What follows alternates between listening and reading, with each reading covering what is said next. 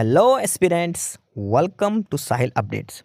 साहिल updates में आप सभी का एक बार फिर से स्वागत है। एस्पिरेंट्स, साहिल अपडेट्स के इस प्लेटफॉर्म पर आपको लेटेस्ट जॉब अपडेट्स मिलेंगी और जो अब वैकेंसीज चल रही हैं उनके बारे में आपको सारी जानकारी दी जाएगी। जो भी एग्ज़ाम्स हैं, चाहे एसएससी का एग्ज़ाम हो, एसएससी की वैकेंसीज, यूपीएससी की वैकेंसीज या फिर स्टेट गवर्नमेंट के द्वारा कोई भी नई वैकेंसीज जारी की गई हो, चाहे वो एचएसएससी हो, यूपी ट्रिपल एस भी हो या कोई भी अदर स्टेट का जो भी एग्ज़ाम है, जो भी वैकेंसीज हैं, उनके बारे में आपको सारी जानकारी डिटेल से प्रोवाइड करवाई जाएंगी। साथ के साथ आपको एग्ज़ाम पैटर्न भी बताया जाएगा, किस पोस्ट के लिए क्या एग्ज़ाम पैटर्न रहेगा और स्पेसिफिक एग्ज़ाम के लिए क्या सिलेबस रहने वाला है। सारी जानकारी आपको यहाँ से एकदम टाइम टू टाइम प्रोवाइड करवाई जाएंगी। साहिल अपडेट्स के इस प्लेटफॉर्म पर जो कैंडिडेट्स नए हैं वो भी एक बार सब्सक्राइब जरूर कर लें, ताकि आपको टाइम टू टाइम सारी अपडेट्स मिलती रहे, कोई भी इम्पोर्टेंट अपडेट आपसे मिस ना हो। तो चलिए आज स्टार्ट करते हैं आज के इस वीडियो को, देखते हैं कि आज आपके लिए क्या कुछ न्यू है इस वीडियो के लिए। एस्पिरेंट्स, आज की न्यूज हेडलाइन में है कि हरियाणा की भाजपा सरकार में सामाजिक आर्थिक मानदंड के तहत हुई पुरानी सरकारी भर्तियों के लगभग 25,000 कर्मियों को राहत। यानी कि देखो, जो भर्तियां हुई थी हरियाणा सरकार ने जो करी थी एचएसएससी के माध्यम से, तो उसमें सोशल इकोनॉमिक क्राइटेरिया के 10 नंबर दिए गए थे भाई, 5 नंबर फादरलेस वगैरह के और 5 नंबर एक्सपीरियंस बेस पर, अलग अलग आधार पर 10 नंबर इनको दिए गए थे भाई। जिसके घर में कोई नौकरी नहीं है उसको भी 5 नंबर दिए गए थे, जिसके फादर नहीं है उसको भी 5 नंबर दिए गए थे, और अलग अलग कैटेगरी के हिसाब से total 10 number social economic criteria के दिए जाते थे पहले। उस आधार पर कोर्ट में सुनवाई हुई थी। कोर्ट ने कहा था कि ये रद्द करो, 10 नंबर हटा के सारा रिजल्ट रिवाइज करो। लेकिन कल इस केस पर दोबारा से सुनवाई हुई है, रिव्यू पेटिशन है और इस पर हाई कोर्ट ने इसको स्वीकार कर लिया है। ठीक है, ये आज की न्यूज़ हेडलाइन दे रखी है जो कल जो केस की सुनवाई की गई थी, और इसमें है कि हाई कोर्ट ने पुनर्विचार याचिकाएं स्वीकार कर ली है। रिव्यू पेटिशन जो डाली गई थी, वो जो डिसीजन दिया था हाई कोर्ट ने, रद्द करके सारी भर्तियां रिवाइज रिजल्ट डालो उनका, दोबारा से सारा रिजल्ट भाई बिना सोशल इकोनॉमिक क्राइटेरिया के नंबर के बिना डालो, उसके आधार पर ये देखो हाई कोर्ट ने 22 मई 2025 को सामाजिक आर्थिक मानदंड के अंक असंवैधानिक करार देते हुए पुरानी भर्तियों का परिणाम संशोधित करने का फैसला सुनाया था। अब इसमें आगे हम डिटेल में पढ़ें तो इसमें है कि हरियाणा की भाजपा सरकार में सामाजिक आर्थिक मानदंड के तहत हुई पुराने सरकारी पदों की भर्तियों के लगभग 25,000 कर्मचारियों को राहत मिली है। पंजाब एवं हरियाणा हाईकोर्ट ने मंगलवार को उस फैसले के खिलाफ दायर पुनर्विचार याचिका स्वीकार कर ली है, जिस फैसले के तहत सामाजिक आर्थिक अंक देने के मानदंड को असंवैधानिक करार दिया गया था। कोर्ट ने कहा था कि जो 10 नंबर है इसको हटाया जाइए, असंवैधानिक है। उसकी रिव्यू पेटिशन को सरकार ने हाई कोर्ट ने स्वीकार कर लिया है। हाई कोर्ट ने पुनर्विचार याचिकाएं स्वीकार करते हुए मूल याचिकाएं मेरिट पर सुनने का फैसला सुनाया है। अभी विस्तृत फैसला अपलोड होना बाकी है।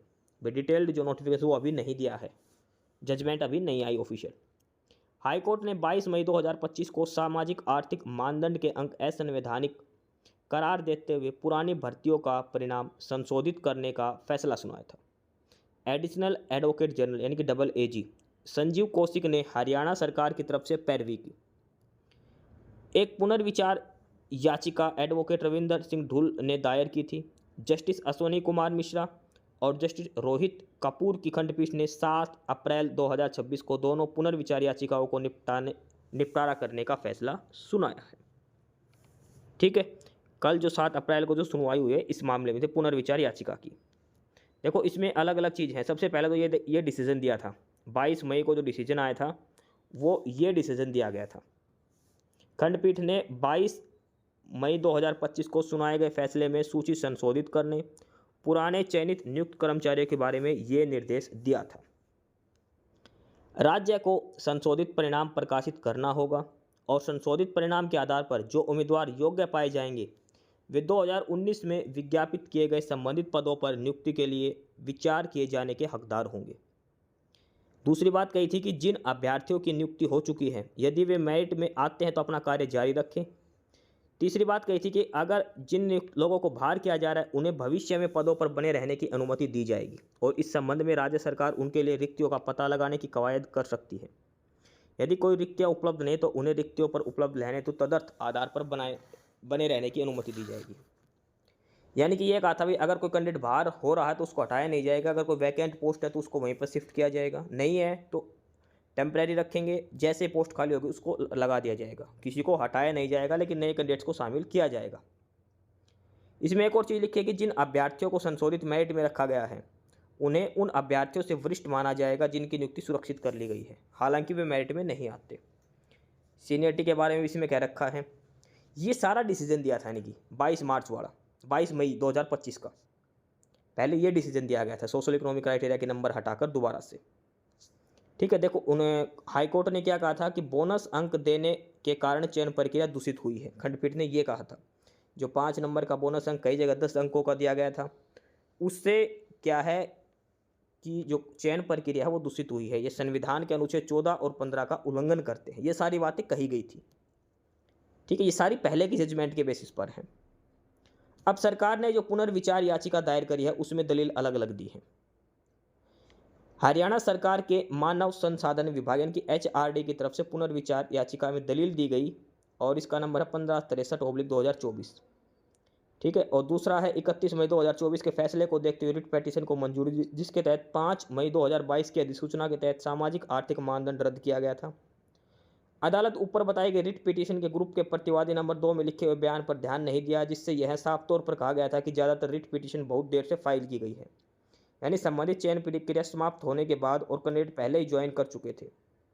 यह भी दलील दी गई है कि चुने गए कैंडिडेट्स को पार्टी रेस्पोंडेंट के तौर पर शामिल नहीं किया गया। इस माननीय कोर्ट ने यह माना है कि केस नंबर 16/904/2021 में 1/9/2021 को पास किए अंतरिम ऑर्डर में साफ लिखा है कि इस बीच अगर कोई सिलेक्शन किया जाता तो रिट पेटिशन के फैसले के अधीन होगा। माननीय कोर्ट ने यह नहीं माना कि ऊपर बताया गया अंतरिम ऑर्डर सिर्फ एक रिट पेटिशन के लिए पास किया गया था। यहाँ यह बताना जरूरी होगा कि इसी कानून का सवाल से जुड़ी एक मिलती जुलती रिट पेटिशन, उसका नंबर है 97/22/2025, टाइटल हमंजित बनाम हरियाणा सरकार। इसको 5 अप्रैल 2025 के ऑर्डर को पहले ही खारिज कर दिया गया है। 5 अप्रैल 2025 के ऑर्डर का जरूरी हिस्सा है, इसलिए 2018 में लाए गए सोशल इकोनॉमिक क्राइटेरिया पर हमारी जजमेंट में चर्चा नहीं की गई और इसका असर सिर्फ उस तारीख से होगा जो 5 मई 2022 को नोटिफिकेशन लागू हुआ है। इस कोर्ट को दिया गया जजमेंट जिसमें हम में से एक लेखक का मकसद पहले किए गए चयन का कहीं भी बदलाव नहीं था। जहां तक वरिष्ठता की बात है, यह तय कानून के चुने गए कैंडिडेट्स की वरिष्ठता चयन प्रक्रिया में मिली उनकी मेरिट के आधार पर आपस में तैयार की जानी चाहिए। याचिकाकर्ताओं ने माना कि विज्ञापन नंबर 4/2018 में लाए गए सोशल इकोनॉमिक क्राइटेरिया को चैलेंज नहीं किया और मेरिट में उनकी जगह विज्ञापन में अपनाए गए मानदंड के हिसाब से है। एक बार जब मेरिट के लिए खास जगह चुन लिया जाता है तो उसकी वरिष्ठता भी उस हिसाब से तय की जाएगी, इसलिए सीनियरिटी में कोई बदलाव करके उसे कोई मौका देने का कोई कारण नहीं है।